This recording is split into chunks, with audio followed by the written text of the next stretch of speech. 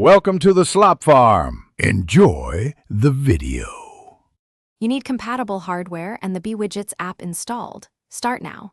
First, verify OS version and at least 1 GB free storage, then install the app and grant widget permissions.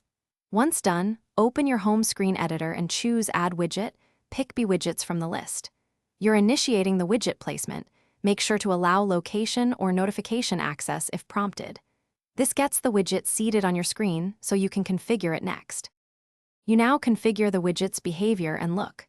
Pick a size such as 2x2 or 4x2 and preview how content flows.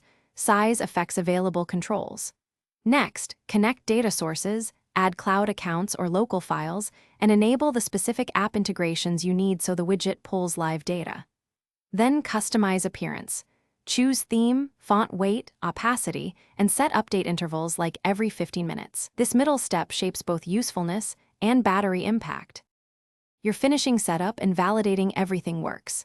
Test taps, long press menus, and any shortcuts you assigned. Interact with the widget to confirm it opens the right app or action. Make sure automatic updates occur, and if not, force refresh to test connectivity. If data doesn't appear, check permissions, then clear the app cache and reauthorize accounts. As a last resort, uninstall and reinstall Be Widgets. This resolves most sync or display issues.